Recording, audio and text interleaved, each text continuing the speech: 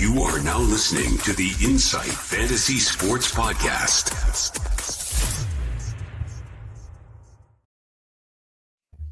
Good evening, ladies and gentlemen. Welcome to the Insight AFL Fantasy Review Show for what round were we up to? Round 20. We are now season in the books and finals approaching. So plenty to talk about tonight. Some ridiculously high scoring. And to talk us through the round that was and everything you need to know about for your league finals coming up, we've got two absolute legends. Flanders directly below me. G'day, buddy. Hey, mate, how are you? Very good. How did your SuperCoach weekend go? I went 7 of 8 in my matchups, and I had a 28-33, so I still lost something when I went 2,800 plus. So, and that's getting finals. 2800s and losing a match. This is ridiculous, isn't it? It's some huge scores this week. Outrageous. And below our man Flanders is our regular legend, Deadly. Welcome, Deadly. How did you go, buddy? Look, I went all right, but can we get into talking about Masai Wangan and Miller, please? Because I did mention in a bit of a Twitter comment, we're just going to talk about NAS for 2 hours. I think let's forget about SuperCoach. Let's just talk about how good that last. What was it? 3 minutes? I don't know. We should wait till we get to that game. But my God, that was ridiculous. Yeah, nuts. Yeah, unreal. We will get into some games in a minute, but I'd love to just get your opinions first. Like this, I think the top score this week was 3,020 something or whatever the bloody hell it was. Give us your view. We'll start with you, Flanders.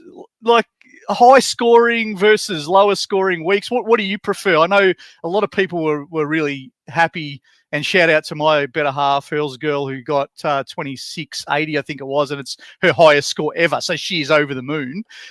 What's your stance on, do you like these massively high scores? Do you prefer when it's a bit harder and there's lower scores? What do you reckon? I think it's just the week for the matchups. We had a lot of big matchups for people to go big, but other than that, I think I prefer sort of the top scores to be around that 27 mark and sort of par be in the 24s. It just seems to be pretty nice. Everyone's chasing 110 out of their guys to be a pretty good score, but that's what I'd be pretty happy with it to be. Yeah. And Deadly, do you think maybe Flex is having a huge impact on this? Like we're all now at full primo. Some people have got the luxury of 24 primos even.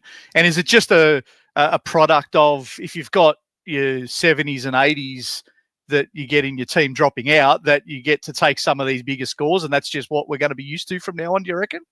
Yeah, 100%. I think the goal for years to come, as long as the flex is still in SuperCoach, is getting 24 primos now, because even if you look at the team of the week, he had Rankin drop out, who only scored a 59, which was the reason why he got up to 3,000, because he was allowed to have an extra player in Maxi Holmes in his flex. So take that out, he doesn't reach 3,000. I suppose you just got to get used to it at this rate.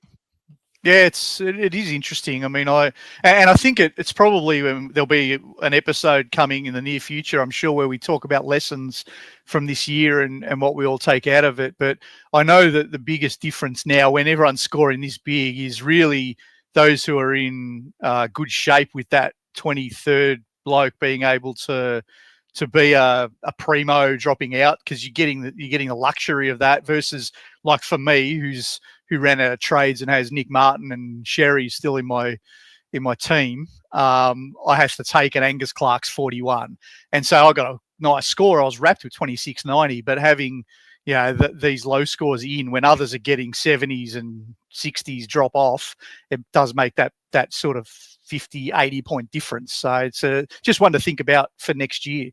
But we'll get into tonight, and we'll just start off by giving a bit of a plug out to our original sponsor, the Standard Squeeze. They are our original sponsors. So if you haven't got anything from them yet, please jump on the website, use the promo code IFS 2025. Their products are fantastic. I love the 4-in-1. Keep your drinks cold or warm, depending on what you like. Whether you like a cold beverage or a hot coffee, it'll do the same. So jump in there and grab your 4-in-1 if you haven't already got one. But we'll jump into the first game, lads. And tonight we might spend different amounts of time on different games, because some of them have a lot more relevance than others. There were some really shit games, and there was a couple of really cracking games. But let's start with the first game way back to Thursday night. And really, this was probably a pretty comfortable one for Hawthorn. They did it pretty easy. Cruise control after the second quarter. Looked a little bit Harlem Globetrotter-ish for a little bit. But the other thing that it was it was great to see both teams acknowledge a really great footballer in Sam Doherty, and he went out with kicking a goal. And so, you know, for me, who everyone out there knows is probably up there with if I'm not the biggest Carlton hater in the AFL, I'm in the top two, and even I like Doc. So it was great to see him kicking a goal and getting cheered off by Cade Simpson. Was that probably the highlight of the night, you reckon, Flanders? Yeah, it was good to show the respect given to him. He's been an outstanding player on the field, but he's also been a fantastic person for footy in general. Obviously, he's had his knees that he's done many times. He's had his cancer that he had as well, and to fight back from that, I think it shows a good, true spirit in a good person. But the spirit of footy and what we all drive into kids when you're young about that resilience and fight back and fight to the last minute, and he did that. Fought all the way to the end of his AFL career. So yeah, love it. Left nothing out there. Really good story. And I guess interestingly, there's a lot of people who traded him in and have him in their team. So he might leave a little bit of a hole from a Supercoach point of view, Deadly, if people are out of trades and they had Doc announcing his retirement now with 4 weeks to go. There might be a couple of people out there a little bit short, do you think? Yeah. Well, I mean, you can't really do anything about it. It's just an unfortunate situation, I suppose. Yeah, congrats to him on a successful retirement. Being able to retire the way you want to is always good, and always what we want to see. But yeah, if you had him in your team, it's just, oh well. If you can trade him out, please do so. If you don't, then what can you do? Yeah, it's this game. We don't have a lot of players from the Hawks. We've been saying all year they're an even bunch. I mean, we even saw that they took the opportunity to manage Newcomb, and he wasn't getting much of the pill, so they subbed him out. Maybe, I don't know, like a Lloyd Meek might have annoyed a couple who jumped on that bandwagon. Those of you who listen to us might have been on him from a few weeks ago, but if you were thinking about it last week, we did say his run home is a bit tough. But otherwise, the Hawks really nothing out of the ordinary to write home about, unless you maybe think Sicily could be one to jump on coming home. Broads, any interest out of any of these Hawthorn blokes if people have got a trade up their sleeve and looking for a pod? Nah, Hawthorn don't really give me a great deal of interest there. They're pretty happy to sort of dish the ball around, and any one person can impact the game each week or the next. But if anybody wanted something a bit unique, Sicily's always a good bit of fun when he doesn't roll forward. So yeah. And I think the other one, maybe, I mean, we probably don't care too much for this year, but it would be nice to see Will Day just sneaking through the rest of the season with 77s so that he can maybe entice us in next year's preseason if he can stay fit, because we know how good a footballer he is. He just can't necessarily get his body right. So he might be another one in 2026 that we're looking at.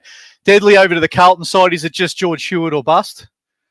Yeah, pretty much. But shout out to Harry O'Farrell. What a guy, 102.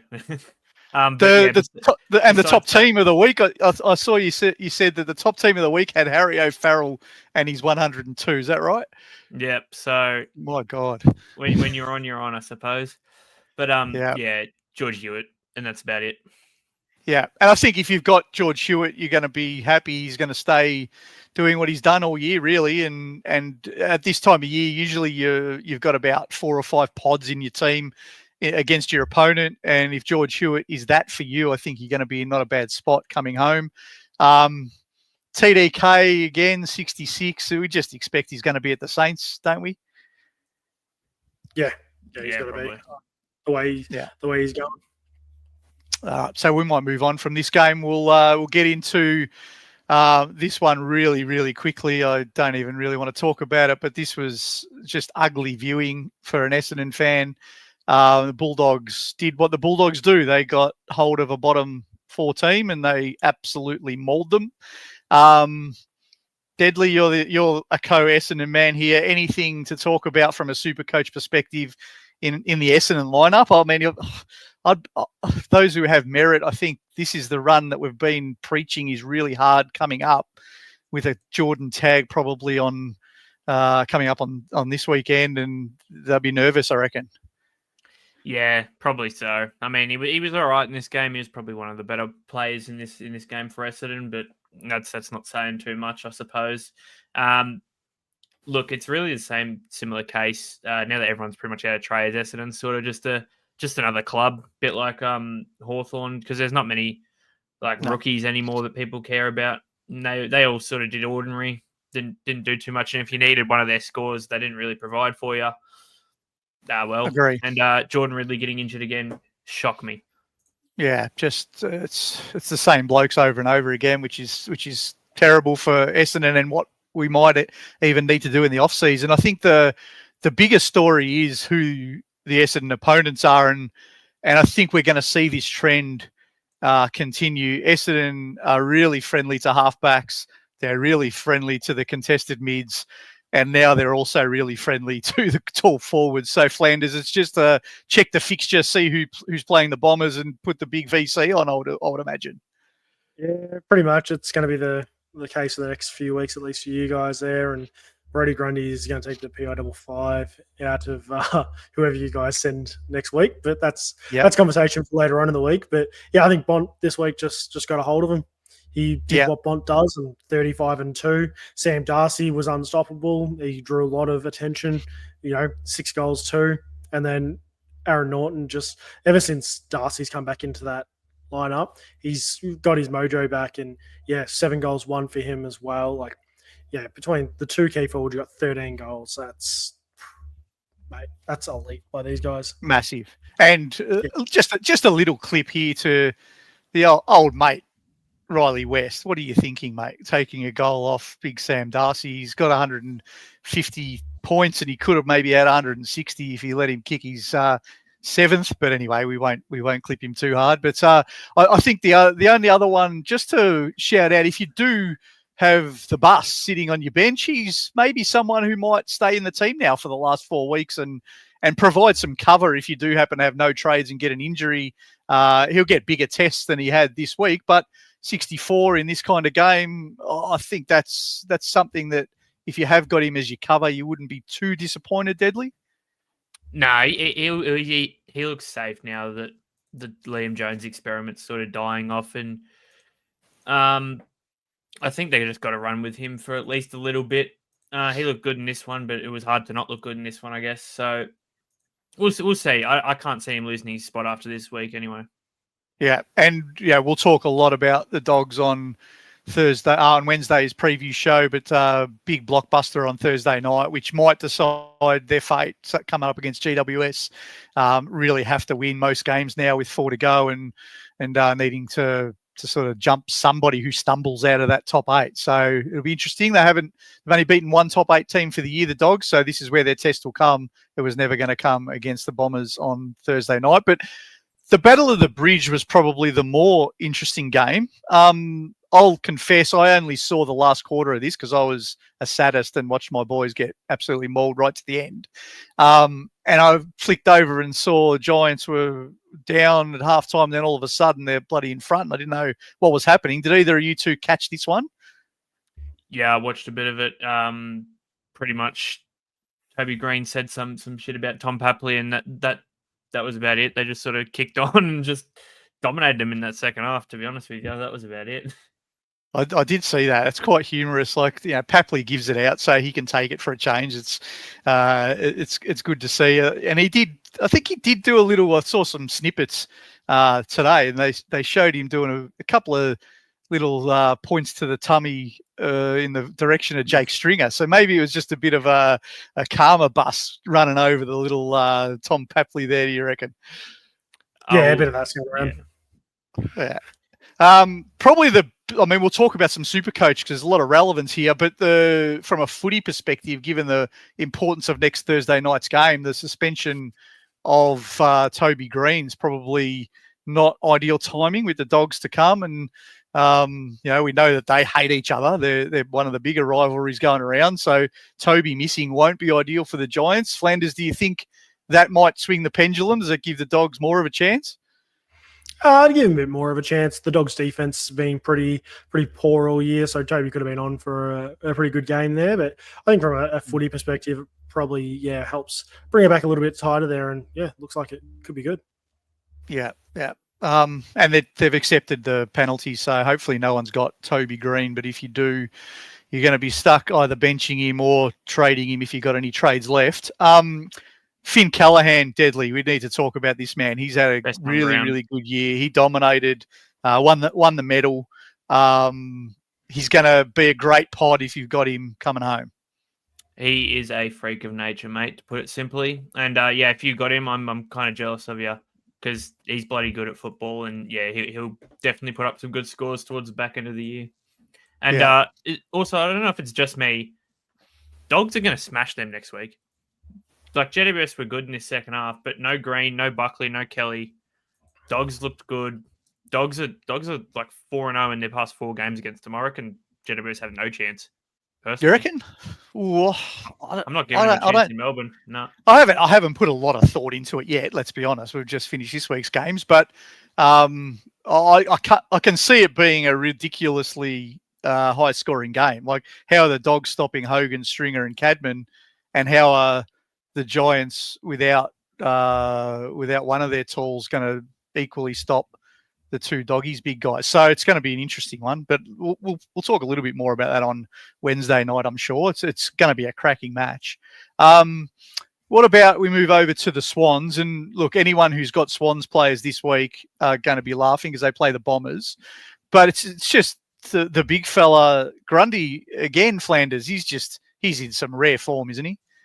He's in some rare form, and he's got a golden run too. So a bit of combination of both is golden this time of year. And that run through finals is great. And they sort of hit their strides at the right time. So they're in for an absolute elite time coming in the back end of the year.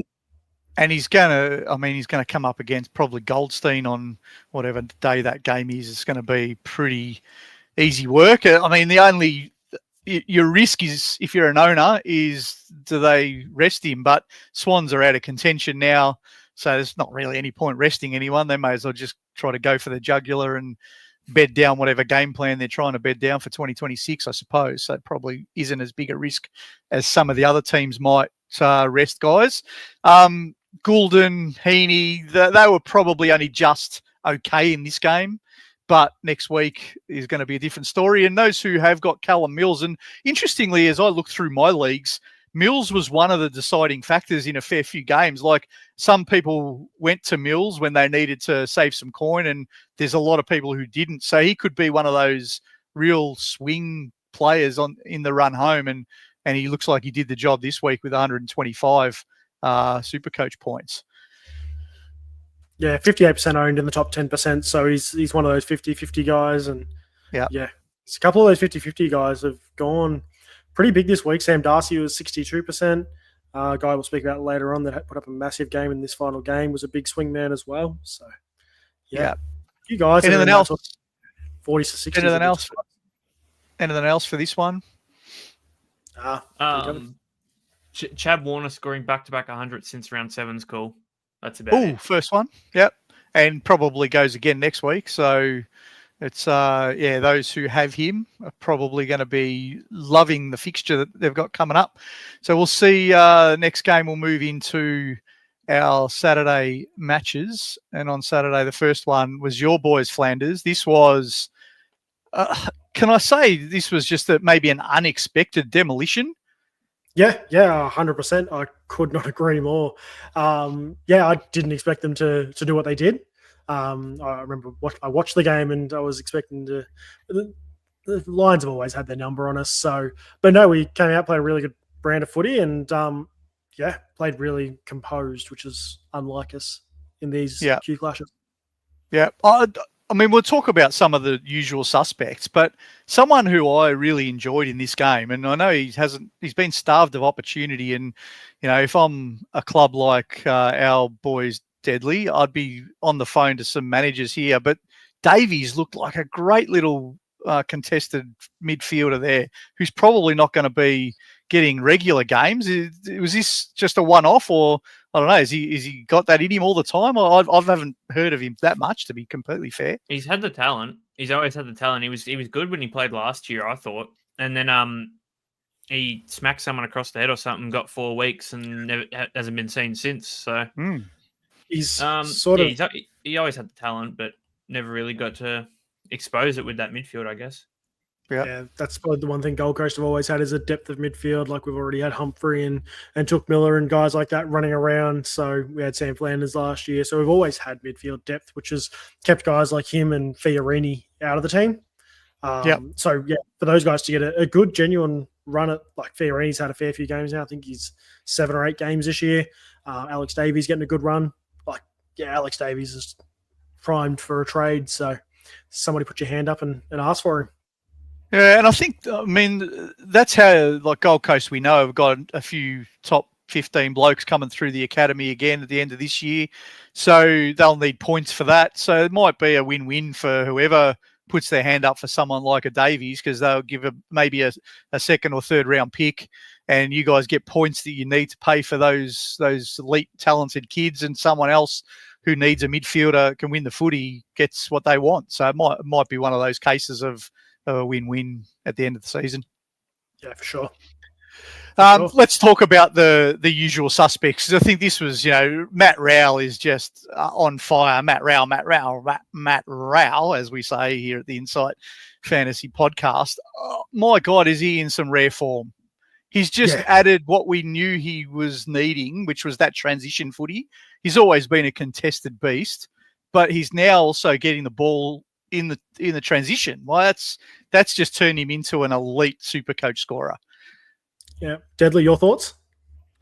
No comment. I sold him way too long ago to even care about him anymore. I'm so sad. It's one of those ones that those who jumped on at the right price are laughing, and those who jumped off at the wrong price. I jumped off at the right happy. price. I just wish I didn't jump off now. I wish I just held the boat through, but yeah, one of those ones. And Anderson just continues to go from strength to strength. Especially, we know how good he is at people's first, but I've owned him now for about 4 weeks, and so you naturally watch closer when you do own these guys. They have tried to put some attention into him without there being too many stupidly hard tags, and he's just a gut runner who gets to where he needs to get, and they can't go with him. Is that fair, Flanders? Yeah, his work rate around the ground is elite, and that's what breaks a lot of lines for us when you get a lot of contested ball. You'll find Matty Rowell pretty stuck around that contested ball, and Humphrey, Miller, those sort of guys will be hanging around there, and Nando's is just getting on the run. That's his role, and he knows his role, and he plays it so well. But they did rob him of a goal here, I'm pretty sure, because he had that goal that was a set-up kick that was like 70 out that I think Jai Farah. Did they take that off him? I think so, because I'm pretty sure he kicked another one as well. Yeah, I think that's right. He definitely kicked one that was more conventional, and then that one that Farah got the boot to. I thought it was after the line, to be fair, but they've obviously taken it off him. So anyone who lost their league matchup by single digits that has Noah Anderson, like, you can feel a bit aggrieved by that. I didn't know. Yep. Yeah. Now, Flanders, you're the Gold Coast man, so I'll just throw this one to you, and then Deadly, you can talk to us a little bit about Brisbane and what maybe went wrong. But we were all wondering what would happen with the injury to Rioli, and it just seemed like they went with the same blokes, getting more of it. They didn't really put anyone back there to replace Rioli. They just is that right? They pretty much went with Jeffrey and Noble and the same Powell and the same blokes they had there before. Yeah, I made a shit take on Wednesday night. Tuesday night it was, I think it was. It was a panic room on Thursday. Crap, I better get my days right. Flanders did not go to halfback. He is not a buy. But we also didn't replace a running halfback. We actually got Will Powell to do more running, not as a key back. So that's where the run came from. I would have expected somebody to go back there instead, but they already had Jeffrey, already had Noble, and just got Will Powell to move the legs a bit more. Yeah. And the looks, I think Hardwick values those. He values both roles, but the halfback transition. But equally, he values the half forward transition. And so I think by the looks of it, he just likes having Ainsworth, Flanders, Butterick as the three small forwards transitioning up and back. So maybe that's what he's sort of weighing up there. And he brought Farah in to help with that as well. And it just looked a little different. Maybe that it was a match-up thing. I don't know. Maybe he thought Brisbane could get exposed in that area, and that's why he went that way. We'll see if that holds for the coming weeks. Deadly, what about over to the Brisbane side here? I mean, McCluggage and Neil did what we want to see from those premium-priced blokes. It was probably a little bit lower scoring for some of the others that people might have, though. So Dunkley, 88. We've got a Will Ashcroft, 78. We've got Zorko, 65. I think Zorko's a talking point. He looks to have a bit of a challenge with that foot. And they when the game was done, they managed him significantly. He sat out the last 15 minutes on the bench. Do we think owners who have a trade up their sleeve should pull the trigger if you've got Zorko? If you have a trade and don't have an injury, sure. But I don't know how many people would be on that scenario anymore. But yeah, I think it's fair enough too. He's definitely going to get managed, especially towards the back end of the year now, with them pretty much locking in finals very soon. In the rain, they just look slow, the lethargic. It was horrible to watch for Brisbane, to be honest, as a game. And I feel like both the rucks actually got dominated by Jared Witts. Yeah, he was one of the big ones for Gold Coast for me. So stack all that up, it just got blown out of proportion for him. Yeah, and you give him a mulligan. They've come off some good form and all of that, but it doesn't get any easier for him with the Pies this Friday night. So it's just one of those ones that you know, when you're playing at the pointy end, and we know that there's 9 good teams this year and the rest of them suck. You've just got to be on your game against these other good teams, because if they can expose you, I think they'll be a bit worried about the way they got beaten around the footy. That's probably what I took out of this game was their midfield don't normally get bullied like that, and they really did. And I agree with you. I think the ruck is probably where that started, and they Witts did a fantastic job. Any others we want to talk about over on the Brisbane side, boys, before we move into the next one? No, should be about it, really. Beautiful. Let's have a look now at the Derby, as they call it over here, or the Derby if you're from over east. It was just maybe a bit of a tradesman-like performance from Freo. They did what they had to do. West Coast hung around for a little while, and then they couldn't match it in the end. Probably on the Freo side, you had the blokes who you expected to go well. Luke Jackson getting your 123. Hayden Young was massive, subbed him out in the last quarter, and he was 120 and deservedly won the medal. Sarong did what Sarong has done for a long time, get tagged and then just sneak his way to 100 without doing anything really significant. And then Brayshaw had an okay game, but maybe turned it over a bit and ended up with 112. The disappointment of the big popular guys, probably Clark with a 71. Any of those guys we want to talk a little bit more about? Deadly, you want to take this one first? Yeah, Hayden Young makes this team so much better. Takes them straight up to near contenders. I get it's a game against West Coast, but they look a completely different side when he's back and healthy. He's one that I really like the look of, and I hope he doesn't play too much. Keeps getting subbed out. These sorts of things. I would like to start him at mid 400s next season. I think you summed it up pretty well. Brayshaw was good, but just been ineffective at times. And Geordie Clark was a big disappointment, to be honest. Yeah, and I couldn't really see that West Coast were doing anything significantly sort of tag-ish on him. He just didn't necessarily do a great deal. I don't know. He still got his disposals. Like, it's not a bad game when you look at the stat line. It looks okay, 21, but there just maybe there was no intercept marks. Yeah, there was no defensive stuff that he gets. He gets involved in build up of actual goals as well. He didn't have to this game. He sort of just laid back, just kicked the ball around when he got it. Didn't really get any contested ball at all. I don't think he had a single contested possession, to be honest, and didn't use it the best. So it sort of made a bit of sense. He just didn't really get involved. Yeah, and Luke Ryan equally. So maybe it was just one of those games where the ball didn't necessarily, it didn't live down that end. They didn't have to rebound as much, so it probably impacted both of them. But I think this is what we're going to really see in the run home now with completed teams. It just takes one or two of your unique primos to suck, and you lose your league matchup. It's a couple of 70s, and your opponent gets a 120 of the unique they have, and it just really does turn the game. Someone I think we do need to talk about, Flanders, not really SuperCoach relevant. He was in my team at the start of the year. But Murphy Reid, every time I watch him, I look at him and say, this guy is a midfielder all over in the future. He creates space where there is none. And I love players like that. They look like they have time. He's just so good to watch. Yeah, his IQ is just off the charts. Know where all his teammates are. It reminds me, and it's very vague, and don't quote me on the similarities here, but it's a Pendlebury-esque sort of player type. It's that he doesn't need a lot of the ball, but when he has the ball, he seems like he has hours with it before making his decision. Never rattled. So really good play style.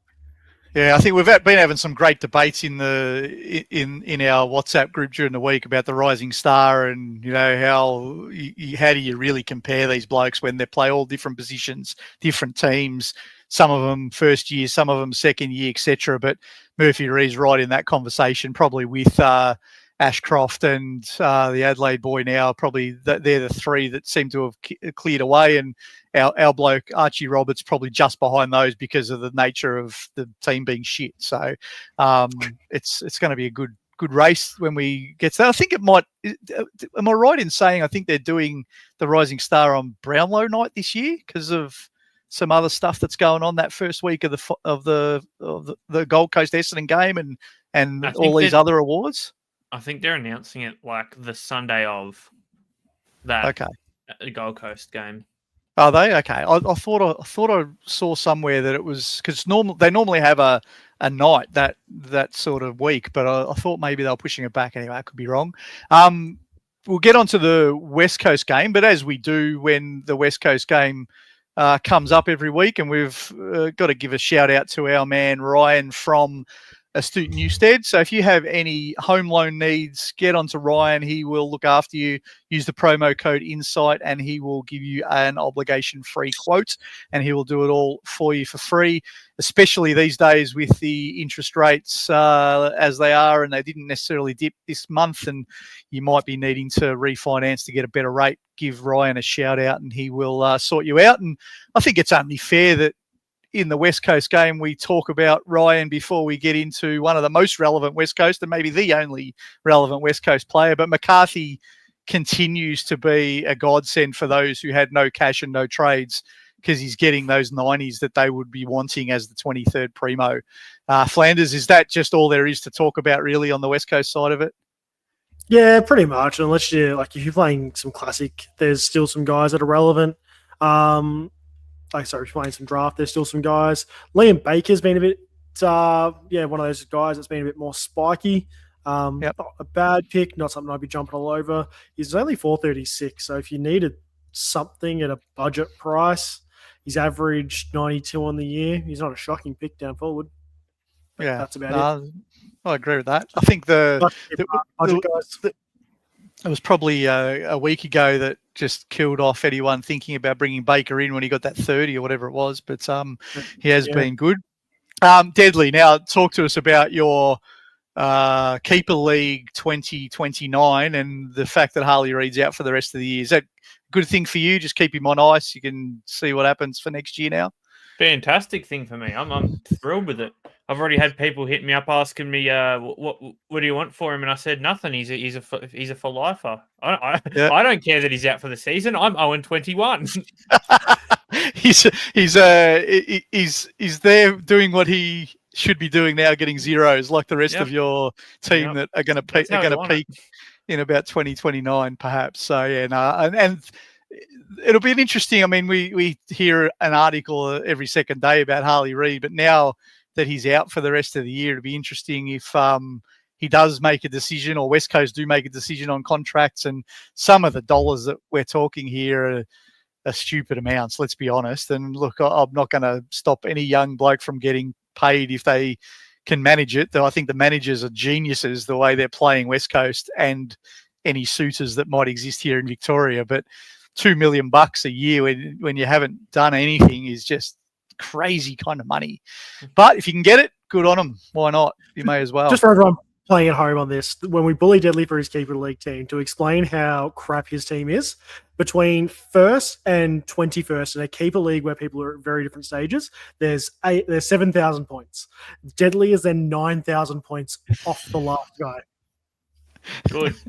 That's how we want it. You can double his score. It doesn't make double his score. He still doesn't make finals. I'll tell you what. It doesn't really help the fact that I've drafted Errol Goulden, who is out for 16 weeks. Sam Lawler's been in and out. Nick Bryan did his ACL in like round 2.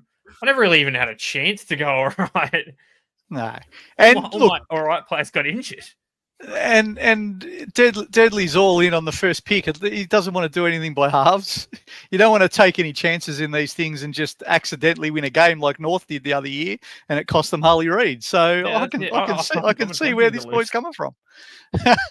So fair enough. But well, speaking of North, we'll get onto the next game, which is North Melbourne and Geelong. And again, this is probably another one of those games that was just excruciating to watch. The Saturday night viewing was pretty rough, actually. But, Sheasel continues to rack up the pill. He gets the 100 or 99. McKercher, again, another 106. But there's just no system here, is there? Maybe the one thing to talk about from a North point of view, and David King's been big on this one tonight. He's really gone hard. Does Caleb Daniels survive the year? Because that'd be a big SuperCoach blow if he gets dropped. Deadly, what are your thoughts on Caleb Daniel and whether he gets through to the end of the season for people playing finals? He's either getting a role change or he's getting dropped.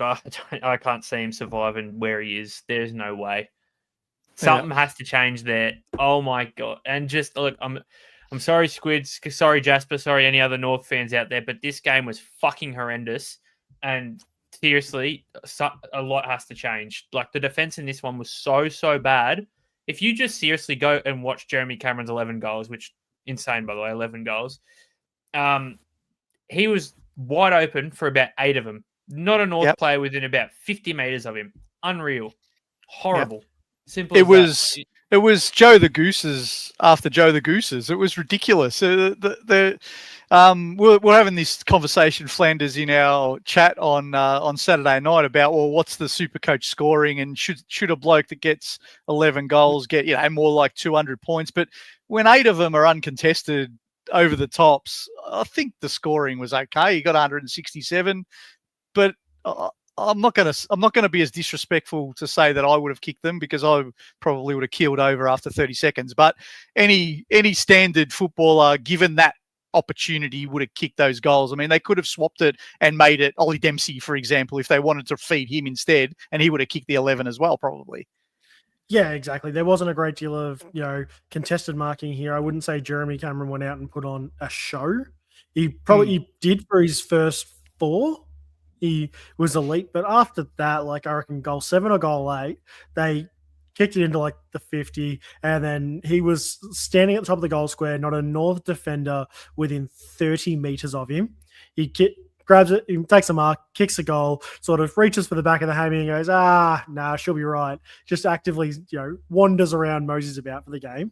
It just, it was disappointing to see that that's the standard that North let their defense get to, where they're just letting him sit 30 meters off on his own. Yeah. And this man knows ball. Why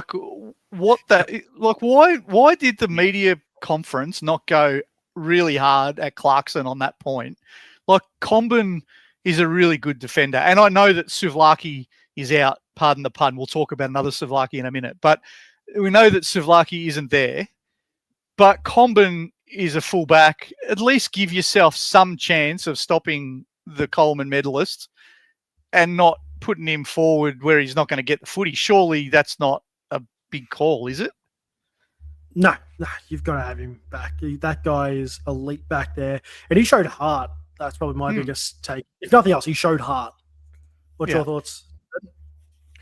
I don't want to see Toby Pink gut on an AFL field for the rest of 2025. Is simply where I see it. Mate, this game genuinely made me angry. And I couldn't give a shit about either team. But this genuinely made me mad how little defense was played in this one. So what about, let's move to the more important Souvlaki on. What did you think of the Souvlaki on the bench set up there, Deadly? Yes or no? No. Nah. No. Flanders? What is going on? What the fuck? What happened to the game I love? So he had 14 touches and about 15 bites of your souvlaki. But I've heard somewhere, and I haven't seen it myself, but from what I've heard, the complaint that he had was they bring the souvlakis in at 3/4 time. Why am I going to let it sit there for the next quarter and then eat it 40 minutes later when it's stone cold? I'll just go eat it on the bench while it's warm, thanks. Only a guy like Patrick Dangerfield could get away with that. So fair enough. I think it's probably symptomatic of how bad this game was that the biggest talking point was eating a souvlaki on the bench, I guess. But geez, it was bad. And that's on Brad Johnson for dibber-dobbing, because he messaged the boys that were on the telecast going, "I just seen Dangerfield eating a souvlaki." If no one said a thing about that, he wasn't getting nothing about it. Just quietly shout to Bailey Smith for getting a goal, 43 touches, and 13 clearances and about 800 contested possessions to get 2 Brownlow votes. Yeah, I think you get the 3. I think you'll get 3. They'll give Jezza the award. They'll give it to Jezza. They'll go midfielders. They go to midfielders. They'll give you. The answer will just give it to Jezza. I'll bolt it, mate. I'll bolt about it. No, I don't drink beer, so there's no point in me bolting beer. I promise you they'll give it. They give it to people who Shannon Neal probably won't touch a vote and kick 4, but they'll give Jezza 3, 100%. There's no doubt in my mind. All right, we've moved on from that game to the other game, and this was entertaining for a different reason because it was a bit masochistic, to be honest. And probably shout out to our man Ahmed Frog. I don't know if he's in the chat and he's watching and listening, but I don't know how he would have sat through this. It was as bad a torrential downpour as I've seen in a game of footy for a long time. And one team were playing like the Harlem Globetrotters. It was absolutely ridiculous. Adelaide, they just absolutely demolished Port Adelaide. And, you know, it's one of those games where you could see right until the last minute. You know how some teams love, if you didn't watch this one, you know how some teams love, you know, just chipping around for the last quarter because they want to, you know, preserve their legs. Adelaide went, nah, we hate these blokes. We are going to demolish them. We're going to bloody make them work every minute of the quarter. And they were trying to win by 100 and they nearly got there. Deadly, it was a massive game from the big Thilthorpe, if I've said his name right. He was huge. He won the medal. Jake Saligo was massive. Peatling loved the conditions. Your man Keezus kicked 2 goals, 27 or something stupid like that. It was just a demolition. Yeah, no, it was a gross game, and if you go back to halfway through the first half or towards the end of halftime, start of the third quarter type of area, when Zach Butters went off for his concussion test, and you just see Adelaide goal, and it came back on, had about a 5-minute break, and then it kept going, Adelaide goal. So yeah, pretty much Zach Butters versus the world in this one is where I'm trying to get at. Yeah, it was. It was pretty much that. And I think the thing to probably talk about from a SuperCoach point of view in this one, Flanders, was that everyone who had Rankin would have been worried, but because the scores were so big, for most people, he fell out as their 23rd, so it didn't really matter. But he was okay without doing too much, but at 59, that's not going to cut it really for the run home, is it? No. It's there's 2 things that were unacceptable, and that was Isaac Rankin's performance. The other part was, in that pissing rain, how was it a key forward that scored 164? Like, this is meant to be the worst weather for them, and he is just slotting them from 40 out on the boundary, just doing what he pleased. And they had 10 Adelaide players that scored tons. He was taking the P155. I have to show this one. My 16-year-old calls him the caveman. She loves Thilthorpe to the point that I think I'm right in saying, and I know this is just not kosher, but she switched from the Western Bulldogs to now follow Adelaide because of Rolly Thilthorpe, because of a few other blokes who we won't, Michael Lanny, a few other. You can probably get a sense as I reel these people off as to what she looks for in a football team, and it's attractive men. And yeah, gorgeous, by the way. they've got a few down at the Crows, and she's on the bandwagon. So she's a very happy camper right at this point in time. What about for the opposition here? Like Butters was great. He tried to take them on. He did everything he possibly could. Probably the biggest talking point, though, from a SuperCoach point of view, was Rosie, and the reports that we're sort of hearing some murmurs out of Adelaide that his hand might have pulled up a bit ordinary. Is that where we think it could impact him for the coming weeks? He's in fucking trouble. He's in big trouble. Yeah. They reckon it's like, I'm hearing it's rebroken again. Like it's swollen up so bad that it's literally like he's got two hands expanded out. He's not going to play this week, no chance. The way from what I'm hearing, no way. Like the clash is in 7. I think it's a week from. I think it's this Sunday, next Sunday, whatever, against the Cats. I don't think he gets up for it. That is music to my ears because I have somehow fallen into my league finals, and I think 3 of my 4 opponents, when I had a really quick sneaky look, have Rosie, and I'm just praying that they've got no trades so that it can be equal 22 versus 22 in our matchup next week. So yeah, but those out there who do have Rosie and a trade, you might have to pull the trigger. If he's going to play one and then not be able to get up the week after, I think now their season's done, he's probably in trouble. Surely, Flanders. Yeah, I think this summarises in general the way that we've seen Port over the years manage their injuries. They just haven't been great with it. Like, Jason Orr-Francis has won Pickles, so you can't put that down to that. But they've seen the same thing last year with Rosie. He came back and he wasn't right. And if he had a broken hand and they send him back out to play, it should never have happened. He should never have come back after 14 days or whatever it was. So I have some very funny tweets here from May 3rd, 2024. Ken Hinkley, and this is quoted. For those people sitting there with the doomsayers saying you're taking a big risk, we're not. That's on Ken Hinkley playing Connor Rosie in the showdown. Then in the next photo, it's Connor Rosie getting subbed out in the third quarter, and Ken Hinkley in the press conference saying, "I made a mistake playing Connor Rosie." And the comment at the thing, life comes at you fast. And that wasn't even. I was going to say that wasn't even this year. That's last year, isn't it? When he had a sort of hamstring awareness or whatever it was. Yep. He's done it so twice in 2 years now. You got to worry about that management there. I think the only other one who's had a bit of a renaissance, no one's got him, but they probably could, is Jordan Sweet. He's doing a great job in the ruck. I mean, and it probably goes to show. And this is, I mean, it's hard because when you're in a team that's bottom half of the ladder, I think there's always the calls to play for the future. And Vicentini had that ruck spot for maybe 6 or 7 weeks.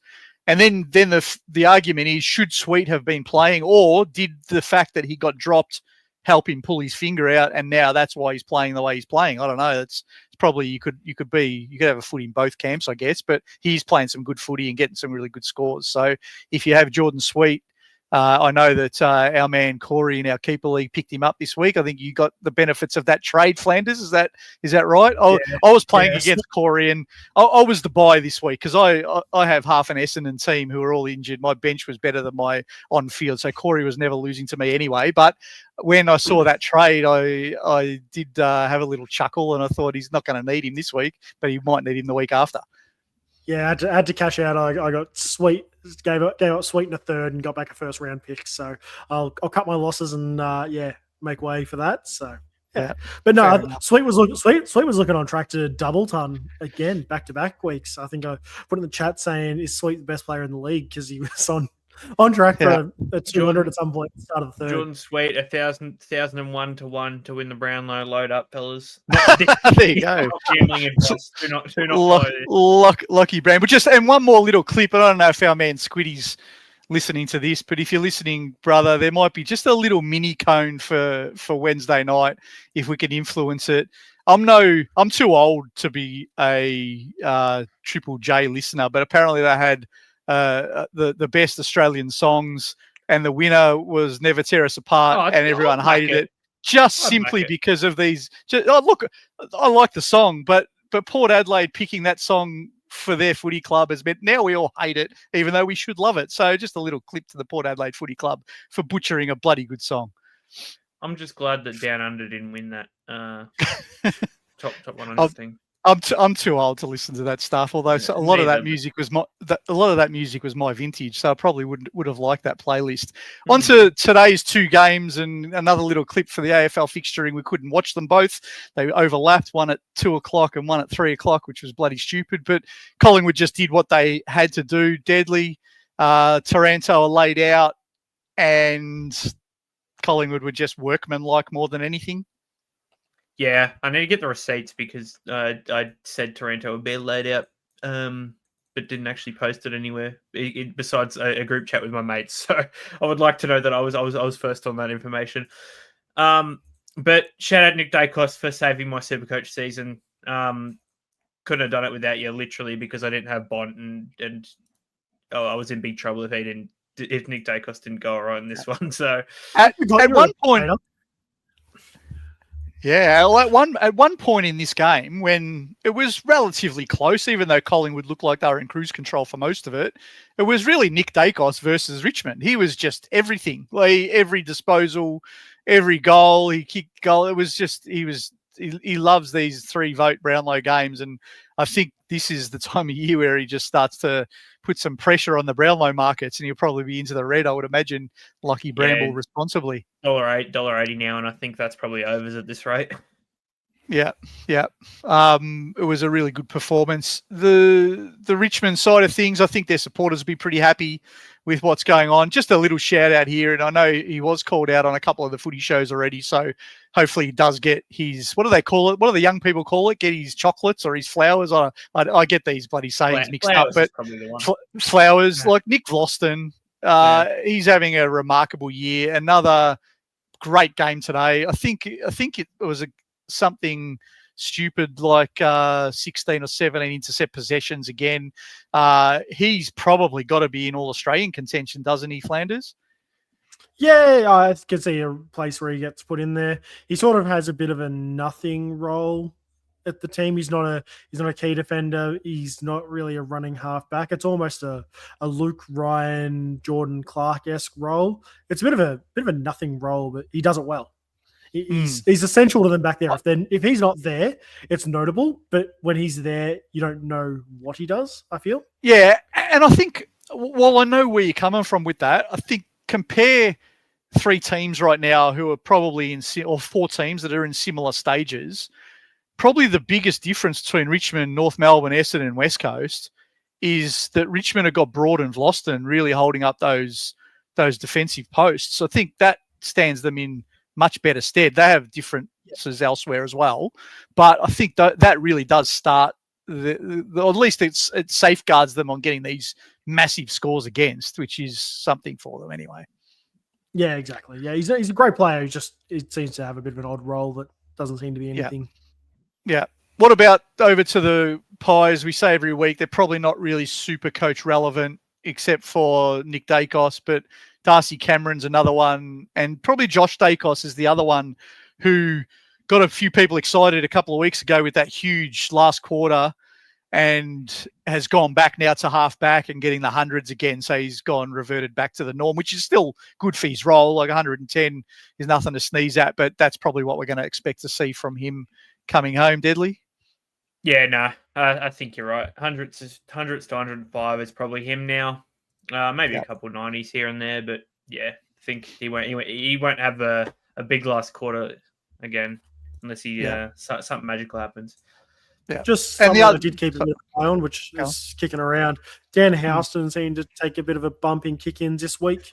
So just something interesting there. If obviously they've trialed Josh Dacos running through the midfield, so potentially keep an eye on next year. If he gets cheap enough, he could be an underpriced primo because he's proven he can do it before. If they choose to roll Josh Dacos into the midfield more permanent, keep an eye out. Yeah, it's a good call because he's been a bit of all over the place for Collingwood. Yeah, and they don't rely on a designated kicker like Port Adelaide were using him. So it is something just to watch. I think we need to see what it looks like when Jeremy Howe comes back in, though. I think Howe has been the kick-in guy. So let's see if that holds up when he comes back. But I think the one thing about Collingwood, and I've said this during the game, everyone knows my better half is a Pies fan, they desperately need Jeremy Howe and Billy Frampton back there. They're not going to get the job done against the good teams with the backline that they've got at the moment. I think, Patrick Voss, the prancing pony, exposed them last week. Even this week, it wasn't as that Richmond don't have the big tall forwards, but I think they just need those two defenders back to be really competitive. But otherwise, their game's in pretty good shape. And their on-field captain comes back, Pendlebury. He's a big part of why they win most games. But let's spend the best part of the next 10 or 15 minutes talking about the biggest and most ridiculous game of the round. And that's hard to think we would be saying that coming into the weekend when you think about two teams who are battling for maybe 13th or 14th spot. But this was a cracker by nature of Melbourne being out by 46 and then somehow choking. And Deadly, we'll start off like we always do because we're Essendon fans and everyone hates us for it, but we make everything about Essendon and our draft pick just got a little bit better. So we're happy. Good. I mentioned in the chat before and someone said not everything revolves around Essendon. Damn right it does. It does. Shout out St Kilda. I hope you jump them on the ladder very, very soon. And I wouldn't mind if Richmond won a game next week as well while we're at it. So we could have maybe pick 3 and pick 4 would be nice. Would be lovely. Now let's get away from Essendon because no one wants to hear us talk about that. Nasiah Wanganeen Millera, my goodness, Flanders. What a last. Well, he played a decent game. At 3/4 time, he was not shooting the lights out, let's be honest. I think he'd had something like 71 SuperCoach points at 3/4 time. That last quarter, and particularly the last 5 minutes where he just ripped them to pieces. He went forward to a contested mark, kicked the goal. He went into the middle and co-plotted with Rowan Marshall how they were going to navigate that last free kick, and why Melbourne weren't listening or watching has got me completely stuffed. But anyway, they weren't. And then just chipped to him, and the kicks were so bloody good. They didn't deviate 1 millimetre. He's just a star. Pay the man his fucking money. Nothing else needs to be taken out of this. Pay the man his money. Whatever he asks for, $2 million, pay him. I don't care. We always talk about how good GWS's social media is on here, and they posted a very good clip 3 hours ago, just after the game. And it's of if you're soccer fans, you might know the clip. It's of Rio Ferdinand, and he has a bit of paper and he places it on the table and says, "Give the contract, let him put it on the table, let him write it out, let him sign it, and we'll deal with whatever he puts on there." Because I think that's what you got to do with Nasiah Wanganeen Millera now. Yeah. Whatever you're thinking about paying Harley Reid, double it, and then triple that, and then that's maybe what Nasiah Wanganeen Millera is worth. Yeah. If you've got the bloke, that's what I mean. If you've got the bloke that is Nas, you cannot let him leave at any cost. And I know that's hard to say. And yes, there's always a cost. You got to spread your salary cap, et cetera, et cetera. But if you've got this war chest that St Kilda have because they're chasing guys like TDK for 1.7 million and all that kind of stuff, then fix your own bloke first. Get his signature and then go and do whatever you have to do. TDK isn't moving the needle on this team. Nas will if he goes. If he goes, they're screwed. So I think I agree. I'm usually pretty circumspect with these kind of things to say you've got to balance. And successful clubs we know in history are all littered with either players taking less or Cotton On sponsorships, one of the two. You have to really have something going for you. But this is one of those exceptions that you just can't let this bloke leave deadly. Am I exaggerating here or what? Don't worry about TDK. He's you can worry about him another time. Just pay Nasai whatever he wants. Like literally, if you go back, have some fun with this as well, because I reckon it's good fun. Just go back and have a look at all of Nasai's stat lines, or even just a couple clips of all the games St Kilda have won. He is by far and away the best player on the park in every single game that they win. It's simple enough to the point where if you don't re-sign him, you're in trouble. Yeah, agree. Just a little shout out too, and this is about one of those SuperCoach anomalies.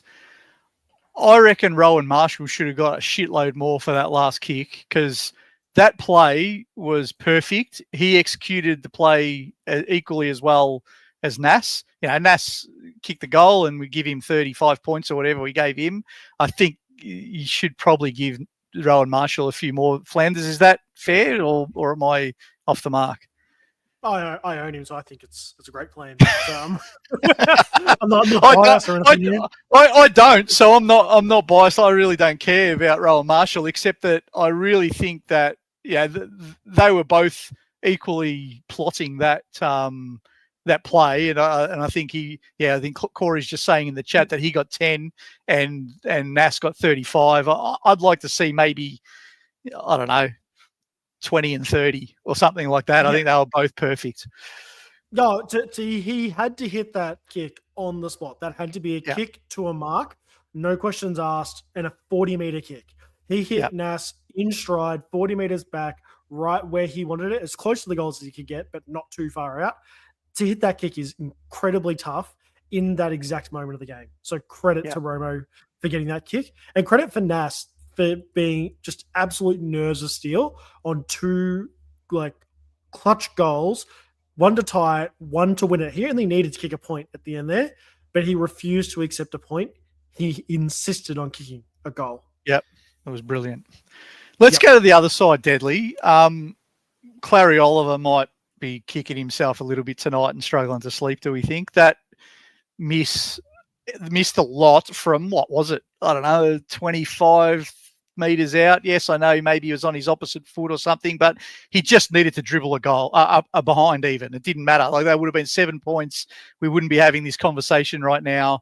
And he kicked it on the full and gave him half a sniff. Yeah, I mean, it sucks in these scenarios because, yes, he probably will go and think about that for the rest of tonight, for maybe even longer, for a good chunk of the week. And it's just, I don't know, it's just a part of the game. You can't really control it. It's unlucky. And, people will go and talk about it like, he sold the game away. It was unlucky that he missed, but him missing that one shot isn't the reason that, they gave up 46 points. No, that's true. Back in the whole quarter. It sucks for him, but at the same time, people are going to go and blame him, the whole game on him. And I don't think that's right. Yeah, I think that's fair. But I think the flip side of that is, if one of your leaders, and if this, forget about that it's Clary or whatever, I think any leader at any club, you should be able to know the situation.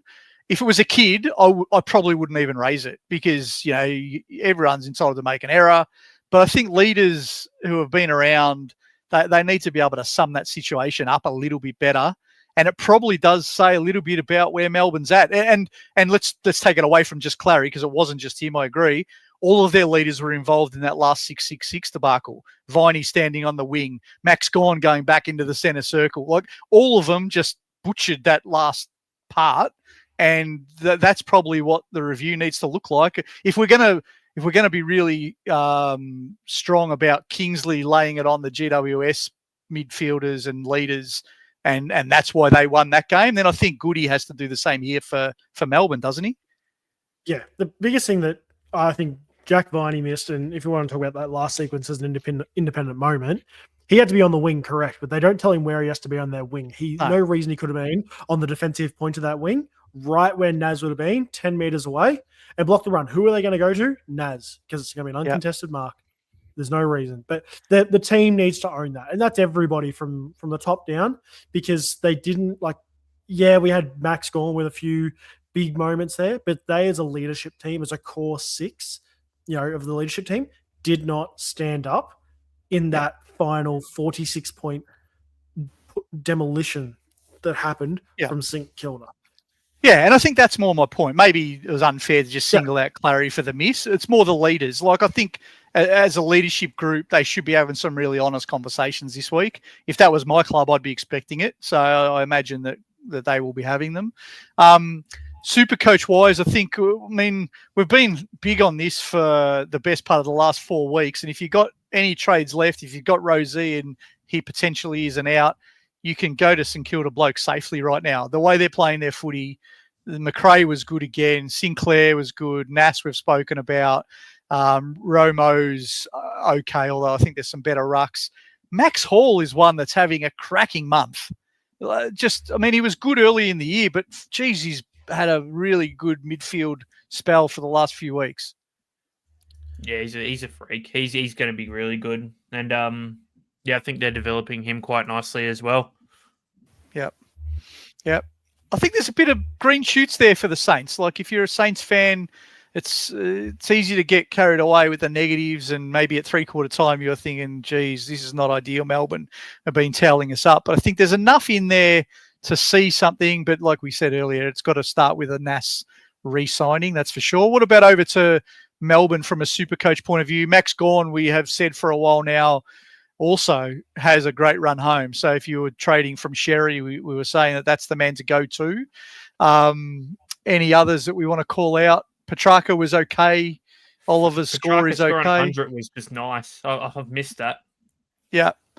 And that's what you would expect from him, right? So I think, there's a bit there. And just for the Lockie Bramble responsibly out there, the Melbourne wingers made us some cash today. So that was good. We got 2 goals, first 2 goals ever. So shout out to my new best friend, Xavier Lindsay, I hated him earlier in the year when he got a 20 when I needed him to make some more cash, and I wasn't able to trade him, but he paid it all back today with 2 goals, and we love the wingers against the Saints in our multis. So that's Lockie Bramble responsibly, everyone out there. But that's all of the games, gents.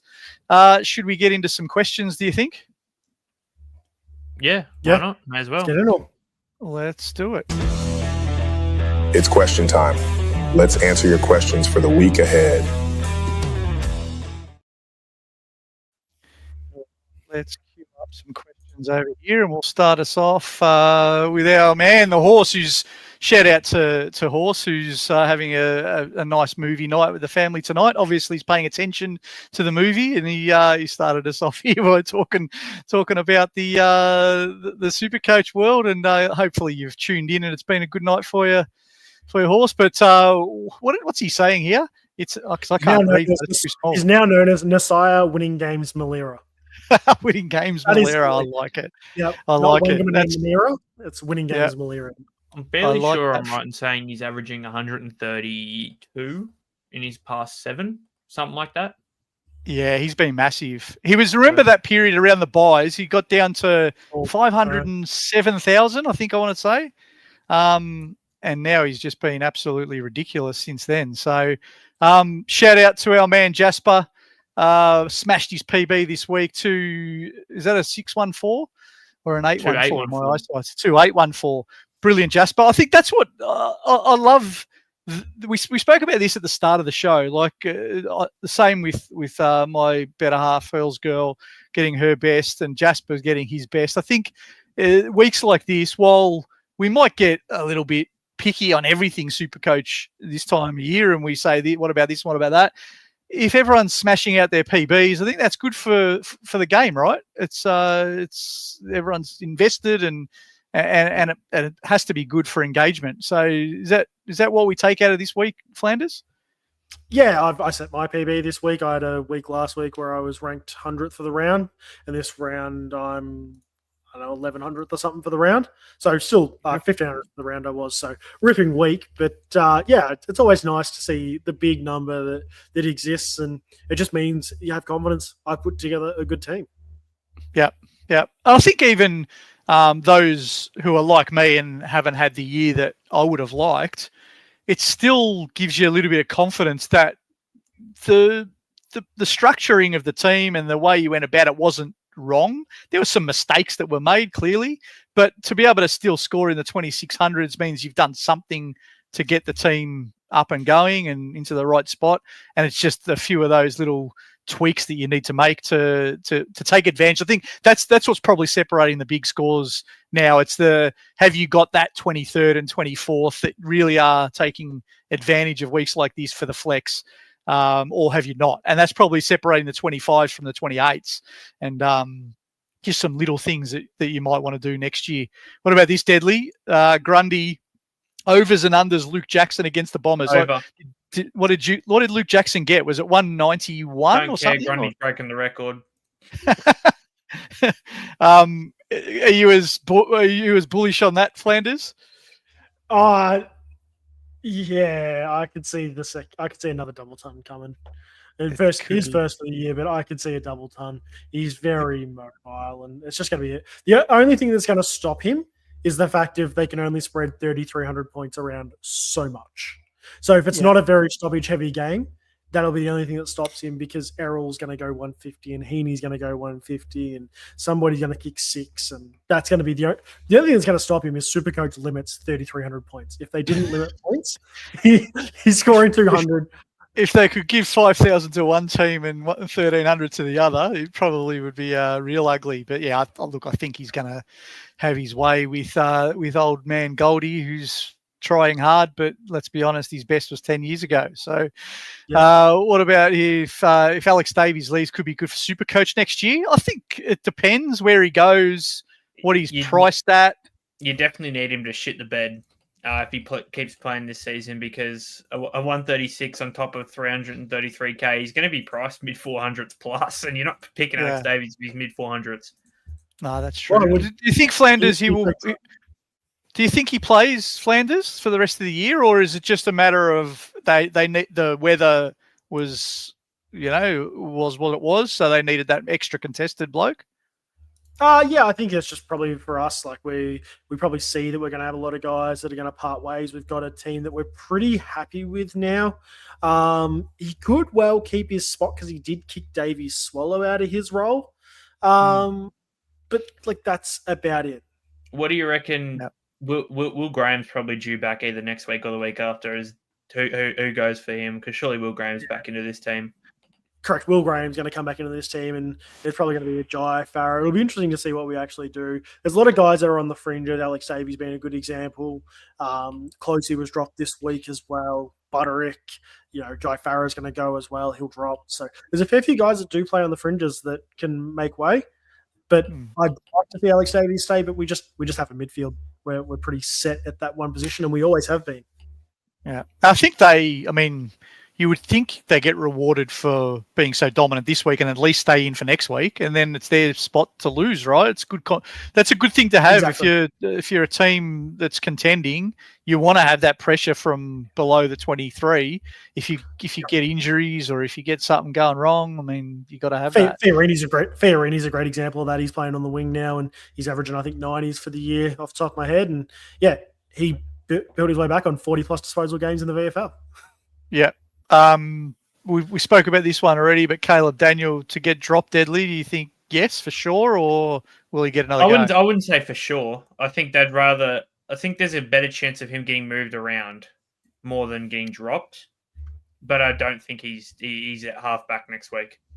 Yeah, I wrote about this.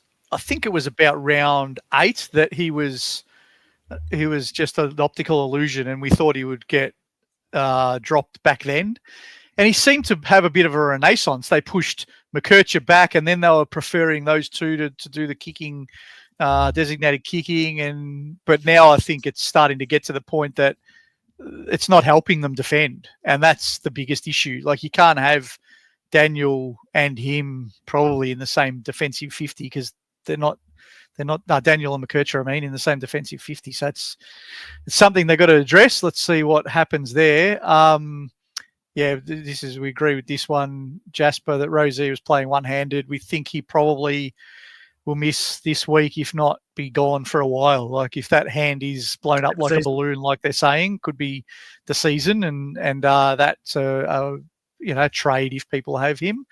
And we spoke about this bloke too. We've lost in Richmond's best by far. Well, I think he's helping fast track some of the kids' development. I think it's really good for Richmond to have Loston, to have Broad, to have Nank, to have Taranto, to have Hopper as just the 5 that I can think of straight off the top of my head, because it means you don't have to throw these kids into roles they're not ready for. And I think that's what comes unstuck in developing kids, is they have to play positions they're not ready for, and that really slows them down.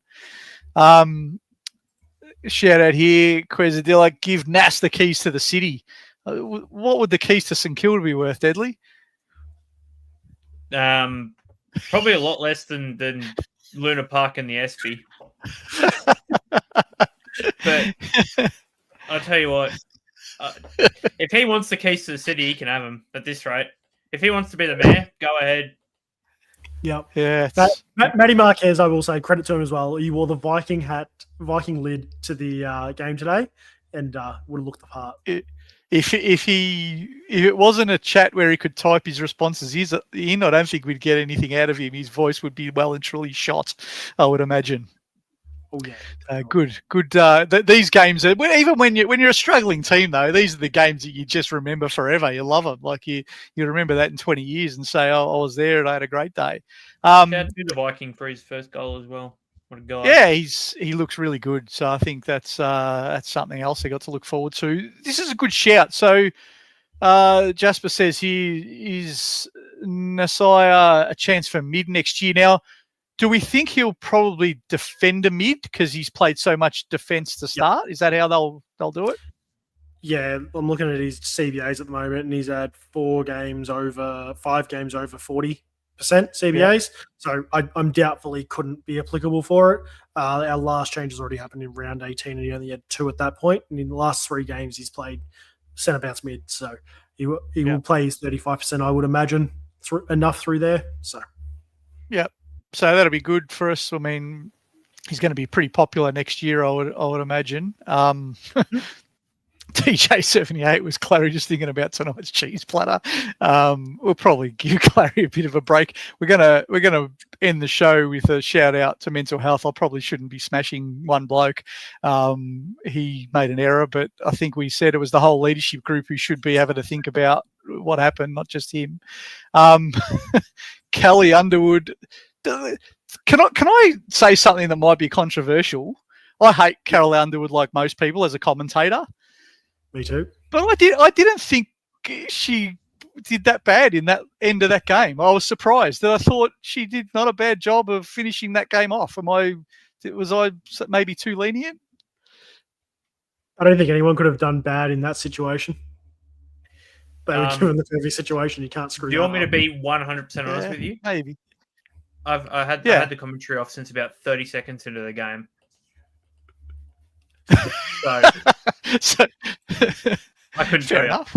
That's understandable too. Matt Hill at that point would have been just Matt Hill commentating the Cy Wanganeen Malira. He would have. And I was waiting on the Saturday night game as well for Jezza to kick his 13th, so they could roll out Anthony Hudson from the back of the commentary box or something to do a 13. But we might end with this last comment from Corey, just to end us off here. And I think it's a pretty good call here. Over 100 players scored over 90 this week, which made the scores massive. Do we expect that that's going to be the same from here on in, or was it an anomaly this week? I bloody hope not. No, last week was 78 people scored over 100, and the week before was 84. Like, it's pretty difficult to sit under 100, and this week there was... I reckon there was over 100. Over 100 players scored 90. Yeah. As you said before, there's only so many points can go around, and everyone had a big week because, well, some people just dominated, but there was not enough smaller, like 60 guys or anything. Most of those guys jumped up to 80s and 90s. which when you've got the scores. volume like you have, it meant not many had to drop off, so that was helpful. When you look at the top end of town, like top percentage guys, top 13 owned guys, there was a 169, a 130, a 132, a 146, a 177, and a 156, all owned by 40% of people or more. I do not have stats to back this up, but I reckon if you look at a normal round, you'd probably see over 100 people have 40 or less. This week, there's probably 40, 50, maybe. Yeah. And Hawksy going, well, mate, Nass won my matchup. I did exactly the same. I didn't finish on the top of my league because I was nowhere near that, but it got me into finals, and in one of my leagues, it got me into fourth spot, which was gold for me because I need the double chance desperately so that hopefully there's no more injuries and Sherry comes back the week after. So I might just fluke something. You just never know. You're saying there's a chance, as the great Jim Carrey said once upon a time. So that's it. That's going to do us for our show. I think that just worth a call out before we wrap up for the night, gents. Deadly, I know that you and the world famous SuperCoach Whisperer have been doing the world famous now because we're now talking EPL SuperCoach, which is about to kick off. And for those of you who haven't realised yet, SuperCoach is dipping its toe into the English Premier League for the first time. And I know you've been doing some really good stats out there on Twitter, and you guys are going to come together to talk a little bit SuperCoach. And it's one of the things that is so great about the Insight Network is that we're not just an AFL network. We've got a crew that do AFL. We've got NRL. We've got the BBL, which will come up over the summer. We've got NBL, NFL, and now EPL. So give us a bit of a plug for what you're doing in that EPL space, mate. Yeah, so me and Josh, the Whisperer, we're both planning a pretty boring off season of doing not much SuperCoach wise. I was going to dip my toes in some BBL, but not too much. And now we've decided to come together for 38 weeks of soccer. So it'll be good fun if you enjoy your FPL or your Steven SuperCoach in general. Come play SuperCoach EPL. It's good fun. It's a good game. They've done the prices pretty good. It's just any fantasy, and I feel like this, you'll agree with me, just makes any sort of sport more enjoyable when you can watch out for these guys and whatnot. And yeah, come listen to us ramble about some EPL. If you don't know what you're on about, then we can guide you along. And it might be a bit different. It's a bit different to us, and we're sort of still learning on the fly. But yeah, it'll be good fun. That's brilliant. First episode out tomorrow morning. I believe we recorded it today, but it should be out tomorrow morning if brilliant. Bruno posts it. So if you love your EPL and you're going to play EPL SuperCoach, I think jump in the Patreon over there. Give Deadly a follow on Twitter. I know I've already started. I mean, I got no idea. I wouldn't know one soccer player from another. I used to watch it many years ago when it was on Foxtel, but since it's gone off Foxtel, I haven't really watched a game. But I know that I've already started a team up just for the sake of it because I can, and followed with Deadly, some of Deadly's 5 to chuck in, and Josh's as well. So it's a great way if you're just casually interested and you don't really know much. These guys are going to help out. So I think it's really good. And there's just a little murmurs around the traps, Flanders, that there might even be a little dip into the toe of NFL from the SC platform. That's not confirmed yet, but if that happens, that would be huge. Yeah, a lot of international sports will be coming to the single platform for everybody to use. Obviously, we at Inside have already done that. The NFL podcast has been going for a fair few years. Me, Horse, fair few others, about 6 of us. Squid's over there as well, doing NBA. That'll be kicking off very shortly in the next few weeks. Got a whole damn team to do the NBA. Got a whole damn roster. Roster to do the NBA. Absolutely, 6 of us. We're putting together a bunch of Patreon articles as well, materials coming out of left, right, and center. And NFL, the boys are already elbow deep into mock drafts there. So come over, join us. We do a lot of that. And don't be shocked if you start seeing the SuperCoach platform start adopting in a lot of these other international sports because they're a massive market base for them.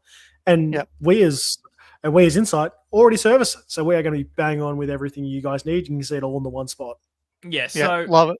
SuperCoach as a recent purchased sports deck, which you might know as his dream team, and they have, AFL, NRL, NBA, NFL, EPL, A-League, cricket, rugby, F1, MotoGP. They got all these ones. So you could expect a fair few sports to potentially come over to SuperCoach as well. They've adopted EPL, murmurs of NFL. And I think if there's an F1 SuperCoach, Flanders and Matrix, I think there's another show on the horizon for them boys. Oh yeah. I tell you what, I've got the youngest daughter who could not care less about any sports, but if you guys get an F1 Supercoach, she'll be my new best friend. She'll be on there. She is obsessed with F1.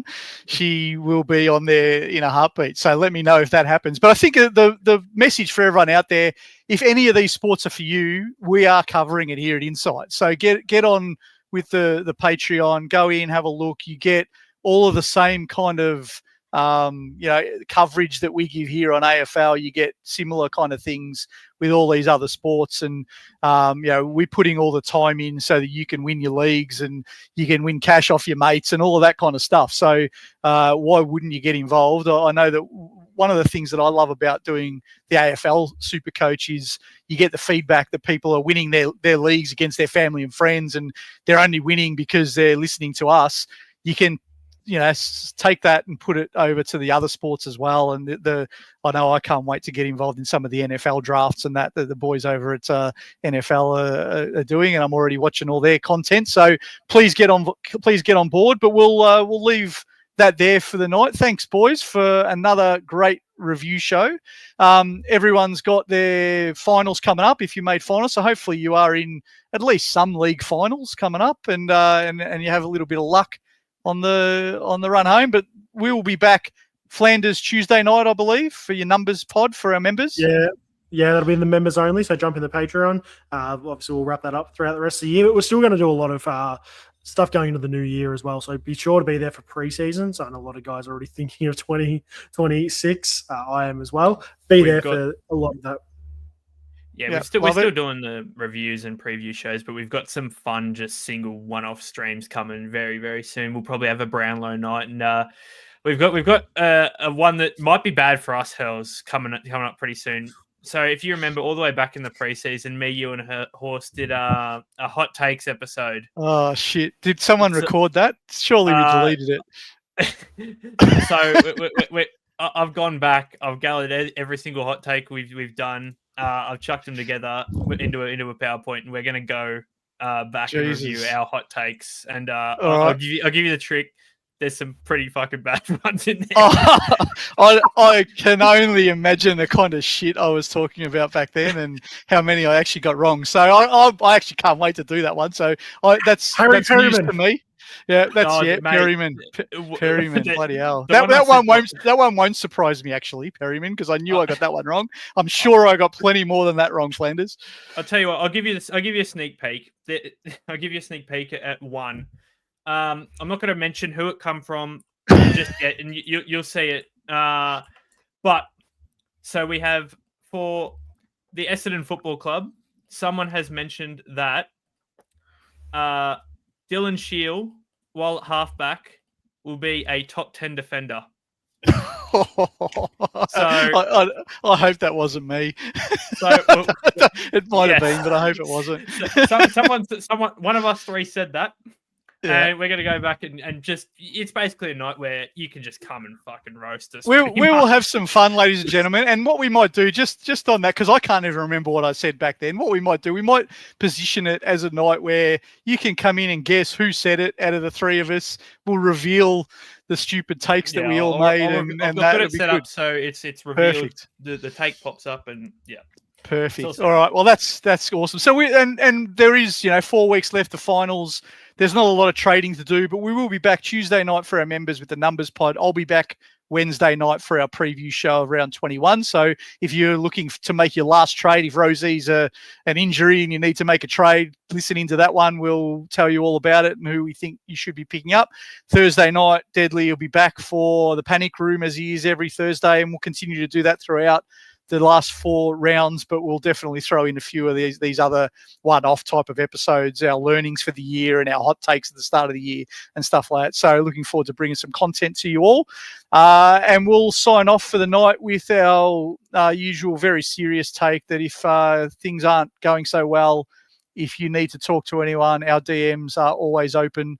And it's not weak to speak, and it is okay to not be okay. And we all say that very sincerely here at Insight. So if you really are struggling and you've got no one to talk to, please reach out. If you can't do it in a WhatsApp group and you want to do it to us privately, all of us, our DMs are there and open. So whether that's Twitter, whether it's in WhatsApp, whatever it is, we are all there to listen because we want to make sure that you're okay. So please take that very seriously and find a way to get through and talk about it if you need to. But we'll end the show there, lads, and we'll see everyone on the members on Tuesday night for the numbers, and we'll see everyone for the preview show on Wednesday night. So signing off. See you all. See you guys.